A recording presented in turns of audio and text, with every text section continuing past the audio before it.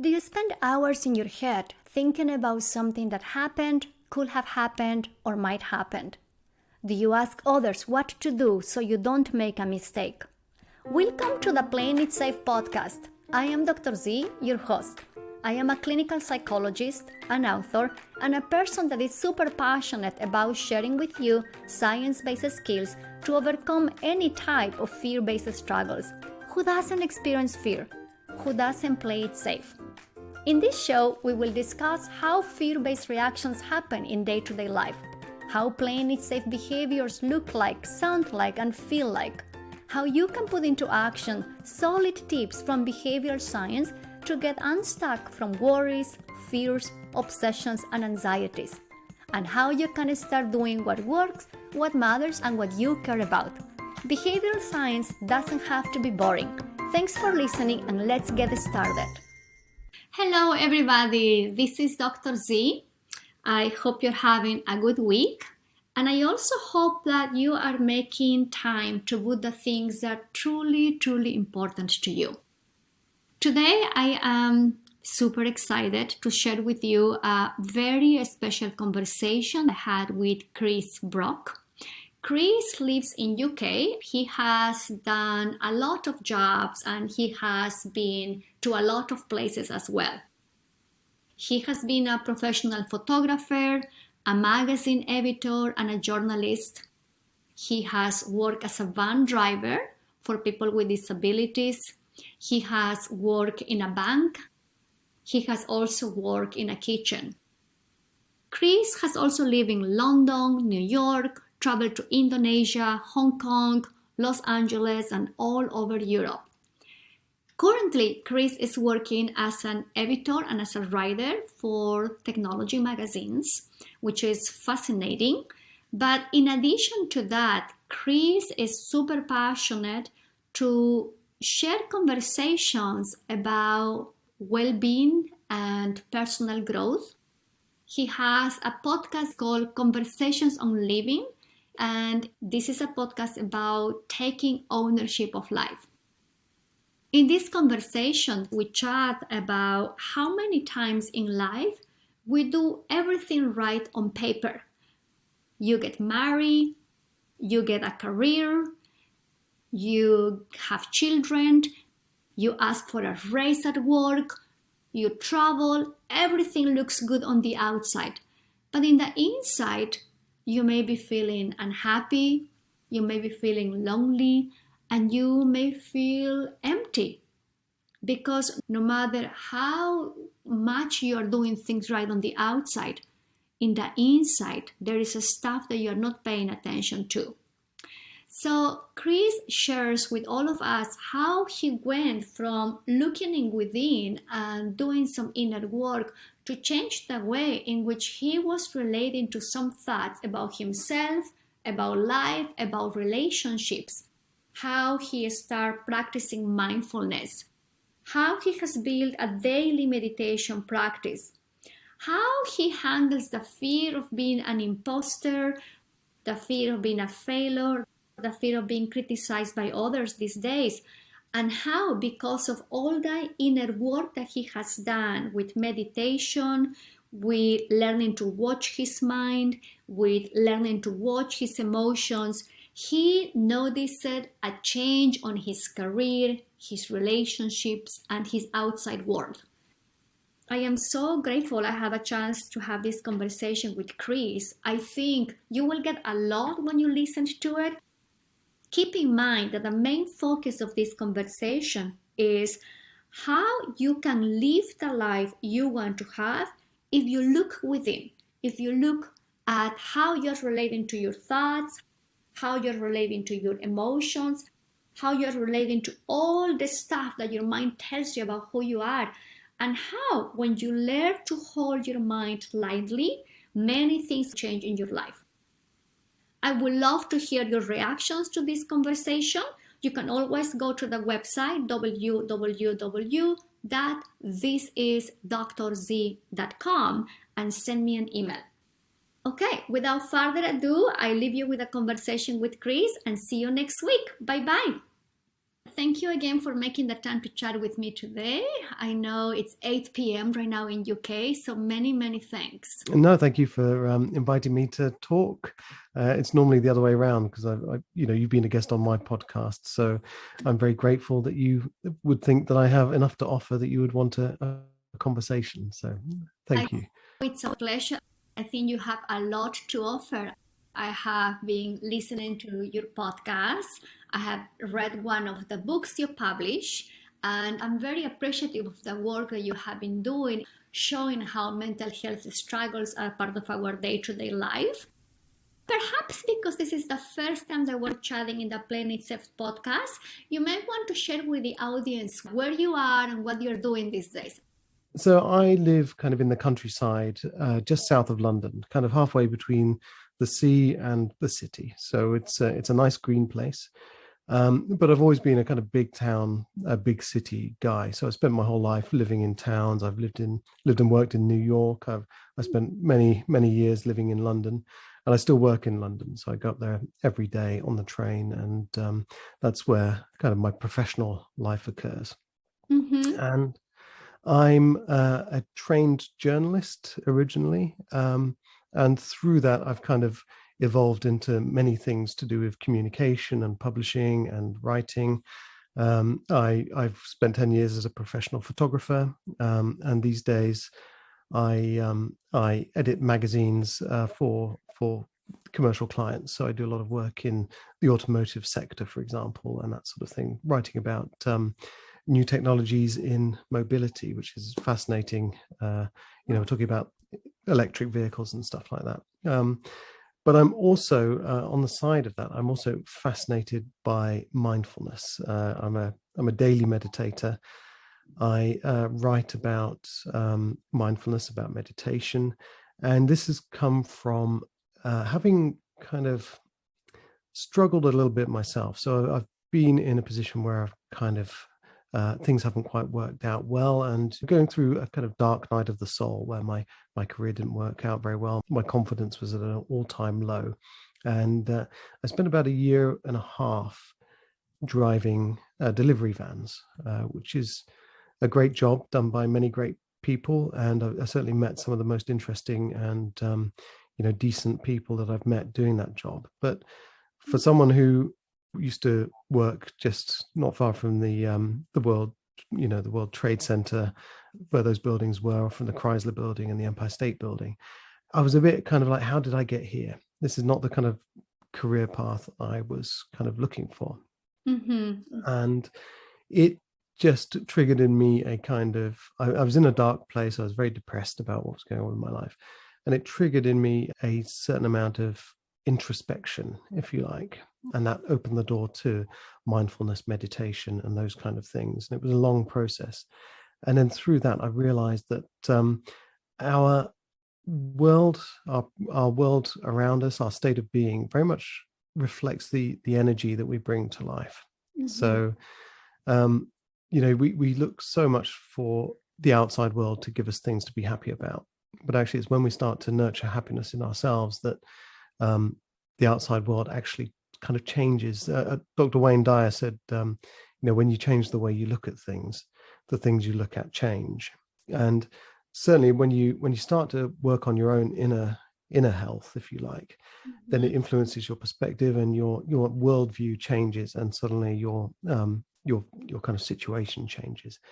And that was quite a kind of a real lightning bolt for me. I mean, it happened gradually, but at the same time, there was a kind of realization that I've been doing this inner work, and suddenly my circumstances are changing. Not only am I more grateful for life and seeing things differently, but my financial situation changed, my professional situation changed. And the easiest way I can describe it is, if you go into the world with a smile on your face, sometimes people smile back. Mm-hmm. And that's just a kind of metaphor for this. If you work on the way you interact with life, if you work on the way you step up to life, then life kind of comes to meet you with whatever energy you're bringing. You mentioned that you landed into meditation because you were going through a tough time. Is it possible to share, as much as you feel comfortable, what was the dark time about and how did you land into meditation? Well, I was driving the van for a living, and I was at the same time I was trying to be this kind of successful freelance photographer, but the work just wasn't coming in for me, and I was in a pretty miserable place, and I was being quite unhappy to be around. And Mhm. I was out at the pub on one of the few nights that I wasn't working because we were working shifts, and often I'd work till sort of 1 o'clock in the morning, so I was very tired. And I was out with my wife, and she said to me, every time we come out, I feel like I'm having to cheer you up because I was really becoming a bit of a drain. Every time we went out, I was kind of complaining about how unfair everything was, how miserable everything was. And then she said that to me, and it's like, wow, that's really, I don't want to be that person who is someone who has to be constantly cheered up by other people, because you're putting a burden on other people. And I kind of had a moment of self-awareness, if you like. My whole life I'd followed the advice of others. I did what my dad said. I tried to get the right grades. I tried to follow this course. I wrote my CV the way that everyone said you should write your CV. I had a brilliant LinkedIn profile, and just the opportunities weren't coming to me. And then I'd done everything on the outside that I thought I was supposed to do. I followed all the advice. And the only thing I hadn't done was look inside. And I was in the shower one day, and I was having my usual kind of torrent of negative thoughts. You're a loser. You're never going to achieve anything. You've messed up. You made all these terrible decisions. And I just, in this moment, I just sort of said to myself, and it's a story I've told many times before, but I just sort of said, I don't want to hear this anymore. I don't want to listen to these thoughts anymore. And they got quieter. And that was really quite amazing. For a moment, I was like, wow, they just kind of stopped. Ah. And and then I started looking into meditation. And I'm not a Buddhist particularly, but and some of the Buddhist teachings I find very practical. And someone said, we don't need to live in our thoughts. We can almost have our mind as like a house, and if we open the front door and we open the back door, we can allow the thoughts to pass through, but we don't have to invite them for dinner. Mhm. And yeah, suddenly it was just a real kind of revelation to me that I can see what I'm thinking. That was how I kind of eventually got into meditation. I started finding out more about it, and then eventually I became I'm a qualified meditation teacher now as well, although I don't teach particularly. It was just amazing. And then I started doing it on my career improved. I got a great new job, and I started meditating on the train, and it's just a way to have a break from all the thinking that we have to do all day long. We've got bills to pay. We've got what's for dinner. We've got, why did I say that thing at that party 5 years ago? Why am I such an idiot? Have I ticked off my to-do list? Or we're constantly deluged by just all this noise all the time. And just meditation is just like, whew, let's just have 5 minutes to relax. Wow, that's incredible. If I can ask a little bit more, if I were next to you in the train and you are Yeah. meditating, what will I see you doing? How will that look? The reason why I ask is because there are so many misconceptions about what meditation and mindfulness is out there. And I am a big proponent of building meditation as part of our day to day life, not as something that I do only when I go to a retreat. Well, I mean, on the train, I get the very early morning train. I get the first train of the day at about 5:42 in the morning, Got it. and there are a lot of people snoozing on the train at that time. I bet. So I would probably look a lot like them. I use an app called Oak, which is just a simple timer, and it just sounds a bell at the beginning and at the end, and then every 5 minutes, so I know where I am and how long it's taking. Mhm. And I have my headphones in because I like to listen to the sound of kind of running water or something like that at the same time. Mhm. And yeah, I just close my eyes, and then when thoughts pop up, I just keep my attention on my breathing, and just I kind of recognize that I'm thinking, and then bring my attention back to my breathing. And sometimes, some days it's great, some days my mind is too busy, but it's a tool that I use to help me just deal with the kind of harshnesses and the struggles and the burdens of my daily grind. Yeah, well, our minds never stop, right? They keep us so busy. And what happens when there is a thought that can be very, very overwhelming? Like when there is a Yeah. thought of your to do list, or you're worried about your kids' health, or you're worried about a project you're working on, and the thought keeps coming back one time after another one. What will you do in those moments when you are in the midst of your meditation practice? Well, I mean, normally it's just, I mean, it's not always effective. It's not like I go into it and I suddenly have a blank mind. There's always something cropping up. And it can be affected by how well I've slept, what my previous day was like, what my overall circumstances are like. But when a thought keeps popping up, and if it's the same thought and the same worry, it's normally because I haven't dealt with something. I haven't Mhm. addressed something properly in my daily life. So I'm a great keeper of lists, and I journal as well. So normally, if it's not something that I've dealt with, or and often these thoughts are kind of practical things. So it'll be a letter I haven't replied to, or an email I haven't replied to, or a conversation I haven't had. So it's just a matter of either letting myself off the hook and Mhm. just saying, the reason I haven't done this is because it's too difficult and it's unlikely that I am going to do it. So therefore, I just need to accept that it's not going to get done. Mhm. Or I need to say, I'm going to make this a priority and deal with it because it keeps popping up. It's a recurring thing. And it might be a habit of my own that's bothering me, or it might be that I haven't been to the gym enough, or it might be that I'm worried about someone or something like this. And it just means that I need to address it. And Mhm. I deal with it by addressing it. I love that clarification because many times we think the mindfulness of meditation is about getting rid of the thoughts and have an empty mind, but that's almost impossible given that our minds come up with 8,000 types of thoughts a day, including images, pictures. That's very unlikely. So I love what you're saying that you actually check. Is there something I have to pay attention to here? If a person that doesn't know anything about meditation is listening to this conversation today, how would you explain what meditation is? In maybe one sentence, perhaps one paragraph. I suppose the easiest way of thinking about it is it's like, for me, it's like watching a film as opposed to being in the film. Mm-hmm. So before I started meditating, I would have negative thoughts and I would be in those thoughts. Mm-hmm. It would be, the thought would be happening that, you're a failure, you haven't done very well. Why didn't you just go into something much more corporate when you made your career choices, all this kind of stuff. And I'd be there thinking, oh my God, you're right. Why I am a failure. This is terrible, and I'd be in the middle of it all. But when you meditate, you can watch those thoughts and you can start to say, why am I thinking this? It's almost like the difference between being angry Mm-hmm. and recognizing that you feel angry. Mm-hmm. So, it's like, I'm angry right now. Okay, what's that telling me? Or I'm angry right now, and that is doing the driving. It's that kind of thing. Mm-hmm. So the easiest way for me is to say it's the difference between being in a film and watching a film. My mind is a very busy mind, comes with a laundry list of thoughts, a collection of fears, judgments, and I land them into mindfulness through behaviorism. And like you, I have to start practicing day by day.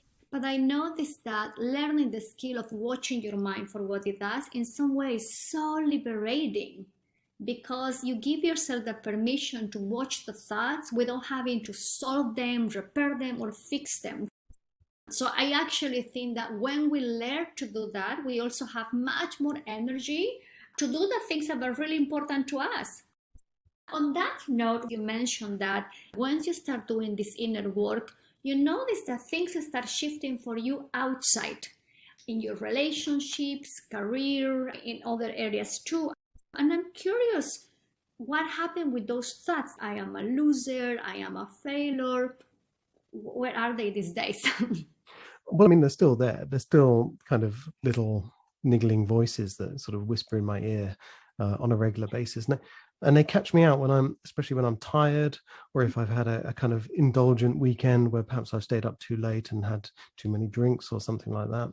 So it's very much connected to my state of being, and that's physical, it's spiritual, and it's mental as well. So it's this whole mind, body, spirit thing.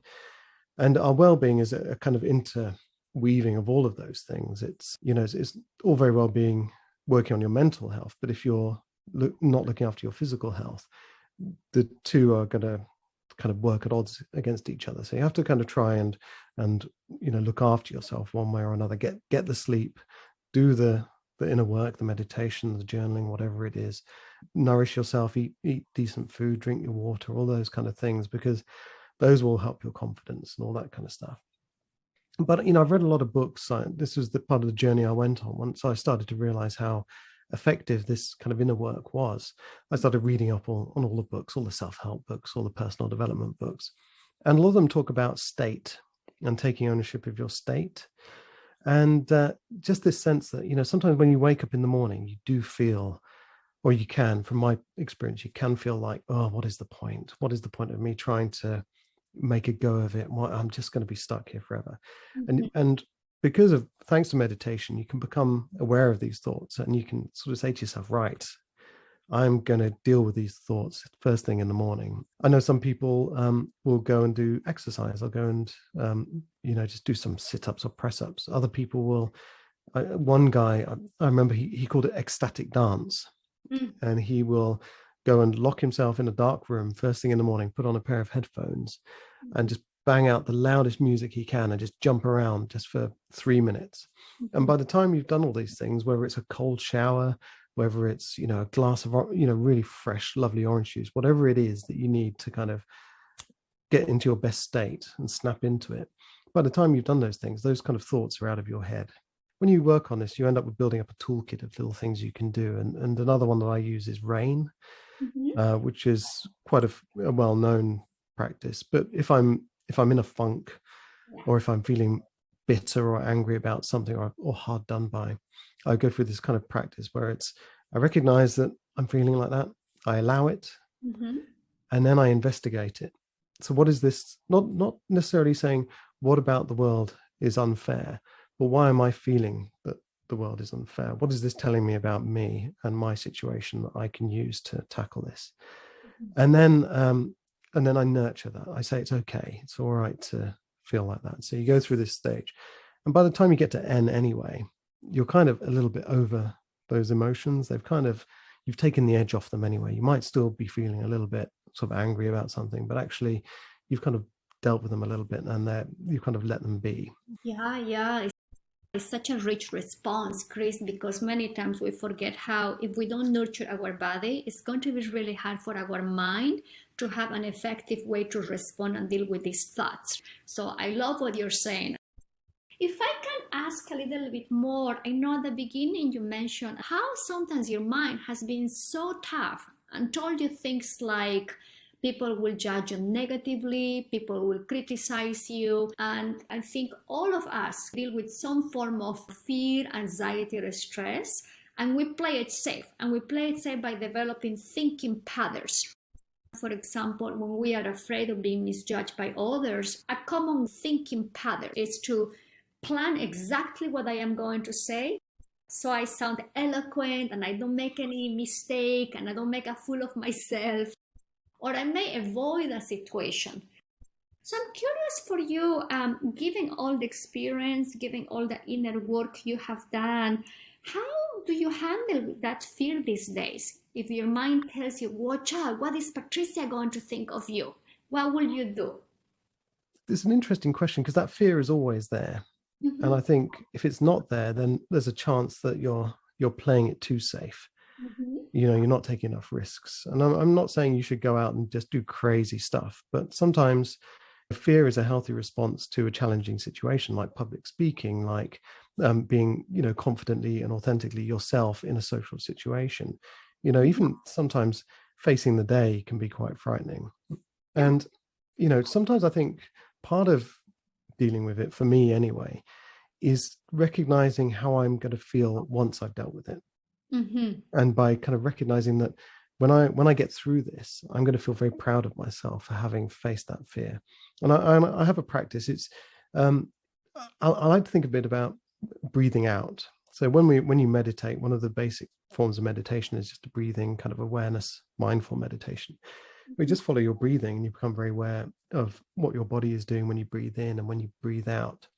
And for me, breathing out, it's a kind of physical form of letting go. So when I feel that fear, it's very much like feeling like I'm holding a big breath in, and then I let it go. I just breathe out, and there's a kind of release that comes with that. And for me, in that moment, the fear almost kind of it's like a liberation. So the fear is kind of gone for that minute, and then I take a step forward and I kind of pick up the phone and phone the bank and ask for whatever I need from the bank, or certainly in the early days it was a lot of this was tied to money. Or I kind of set myself the goal, or I put on my running shoes and go for that run that I've been in the rain that I've been dreading. Or I kind of, hit reply on the email to my boss, whatever it is, just that kind of moment of release. And also I try to practice radical non-judgment, which is a kind of a thing that I've kind of been working on developing myself.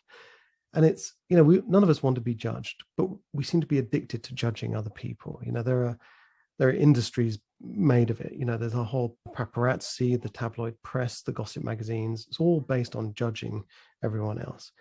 But when we can be a bit less judging of other people, then we can feel a little bit braver because we're much more accepting of someone else. So when someone else is going out there and they're doing that weird thing that we would be afraid to do, rather than judging them and sort of rolling our eyes and going, oh God, what are they doing now? You kind of say, well, actually, good on them. I'm not going to judge you because I don't want to be judged. When we see our unfit friend setting a goal of running a marathon, or singing a song, or getting up and doing karaoke, or asking that person out on a date, whatever it is, don't judge people, because that will help you feel better about taking those actions yourself, being brave and being courageous, whatever it might be, applying for that job, asking someone to marry you, whatever it is.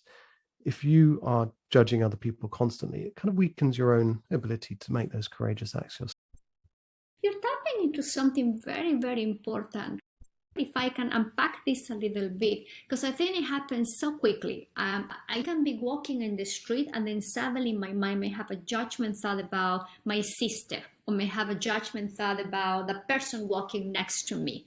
I think even though we don't like it, that's what the mind will do, because the mind may just know these things, may compare things. I think what is key here is that we don't have to engage on those thoughts. Like, I can notice that comparison thought, but I can say, I don't want to spend time thinking like that. I don't want to spend time dwelling on the thought, right? And I can refocus my attention. I think what you're talking is really stepping back and not engaging on those thoughts, because that's what is going to hurt us in the long run. Yeah. So if I can ask a little bit more, when you are practicing letting go, and you are dealing with this fear about the next thing you have to do, or the conversation you have to have, and you let it go, how will that look? How do you coach yourself internally? Well, when I first started doing this, I was very, and this is a few years ago now, when I first started on this journey, I was very uptight. I was kind of resentful that things, I'd been working hard and I hadn't got my rewards, and I was a very uptight person. And I started, literally, I would mutter under my breath, because I would get triggered by the smallest thing. It could be something someone said, someone, especially your loved ones, because you're so emotionally attached to the things they say and the things they do. It might be something they say, and it could be completely innocent, but I'd find myself just getting really uptight. And so I started muttering just under my breath, just like, let it go, just over and over and over again. And I'd have to walk away, and I would be just like, let it go. And but the thing is, I did this, and I would do it week after week after week, because I knew that me being angry wasn't the fault of the outside world. It was the fault of what was going on inside me, and I knew that I had to kind of work on that. And so I would just say, let it go. And then eventually I started to have to say it less. And eventually I had to say it less, because it's all about neuroplasticity and rewiring those kind of neural pathways. And you practice something long enough, and it becomes, ingrained in your behavior. And I became much less easy to trigger. So now I don't get triggered very easily at all. So you probably wouldn't see anything, because things tend to bounce off me. I have an internal kind of processing unit that takes stuff in, but doesn't necessarily become emotionally attached to those responses. That's And it's still something I have to work on. While you were talking, I remember, I don't know if you watch this TV show Seinfeld. Oh, yeah. There is one episode in which Joel Constanza is trying to practice some form of serenity, the serenity prayer. And when he's getting so triggered, he goes into this place of serenity now, serenity now. And I think it is common many times at the beginning of learning the practices that we want to have the quick fix. You mentioned that these days you don't get triggered as much. I find that that's extraordinary and also requires a lot of work. I think it's doable. Our brains are coachable and shapeable. But one of the things I encounter many times is that people have this belief that because they have been thinking of a situation in a particular way for so many years, nothing is going to change, that they will always be consumed by the thought. In your experience, given all the inner work you have done with these thoughts and, in general with meditation, what will you respond to people who have the thought that they will say it's impossible? My mind goes ballistic on me. My mind is always criticizing me. I don't know if I can get out of this cycle. I think there has to be a kind of sense of belief that it's worth pursuing this, because from my own experience, I didn't have anywhere else to go. I'd done everything else, and I was a little bit kind of desperate. It's like, well, it's either this last ditch attempt to kind of do the inner work, or just accept that I'm going to be stuck here forever in this kind of miserable and very unhappy existence. And it's just that openness. I think it was Carl Jung said that any transformation requires a certain amount of pain. And I think, if you look at all the great meditation teachers, Sharon Salzberg, Jack Kornfield, they've all been through very dark nights of the soul. But we get attached to our suffering because it's familiar and it's comforting, and we kind of believe that that's all there is. Mm-hmm. But we have to kind of have faith that there can be something better. But until we have that faith, until we have the kind of open-mindedness to give it a shot and to stick with it, then it's never going to change. And it's the same with anything. It's like if you want to lose weight, or you want to get fit, or you want to do any of those things, you don't go to the gym once and expect the pounds to fall off. You have to keep going and keep going. And certainly in the beginning, until you start seeing the benefits of this, it's going to feel pretty futile and pretty hard to kind of keep that faith going, especially because it is hard work, especially when, you've got these thoughts that are actually, they feel like they're actively trying to stop you feeling better. They're trying to undermine you at any opportunity. You've just got to have the faith. And sometimes that comes from hitting rock bottom and just saying, I've got nowhere else to turn now. And really that self-awareness to know that, okay, I'm not, living in the movie. I'm an observer of the movie. It makes a huge difference in life when we decide to engage in a behavioral change or any type of change because it's worth it for us. Because we reach rock bottom and we need a different door to open. Or also because sometimes we look at the people that we love and we realize, oh my gosh, I want to be the best wife that I can possibly be for my husband, or I want to be the best daughter I can possibly be for my mother. So how did you find what made it worth it for you? I think the energy you give out gets reflected back to you. Mm-hmm. And certainly if you're a drain like I was, and so you're, like if you're going out with people being miserable, then your time is going to be miserable, that kind of thing. But if you are doing the best you can to be a husband, whatever it is, a father, an employee, whatever it might be, best, then you do get the rewards of that. You do find people want to be around you. You do find people enjoy your company more. And that is a reward. And it might not necessarily be the thing that you set out to achieve, but it's sort of a byproduct. Within acceptance and commitment therapy, one of the biggest components of this approach is to tap into what really matters to us, our personal values.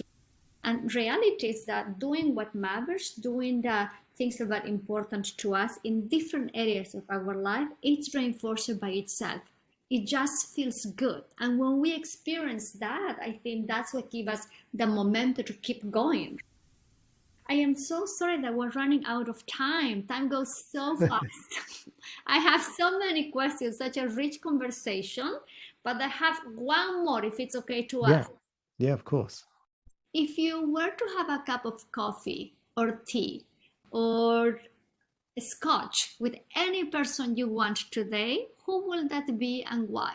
Oh, that's a good question. I generally don't have idols off the top of my head right now, and I'll probably later on after we've finished our conversation, I'll probably think of someone much better. But um, Carl Jung, I think, is a very interesting guy. I don't know an awful lot about him, Mhm. but he is very much of the kind of school of thought that we have the answers inside us, Mm. and we only need to kind of tap into those kind of inner wayfinders, if you like, and they will kind of show us the way to live an authentic life that is aligned with who we are and what we believe in. And I would love to just pick his brains a bit more about that kind of thing.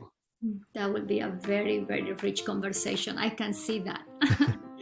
Chris, thank you so much for making the time to chat with me and for sharing your personal journey and how you shift from how you were living your life to where you are right now. It's super, super helpful. So many thanks. No, thank you. I really appreciate it. And thank you for giving up your time to chat as well.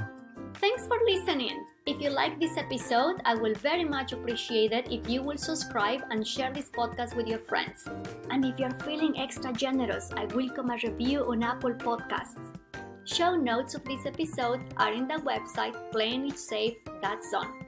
Make sure to subscribe to my newsletter so you can receive more tips to stop all types of unworkable playing it safe actions.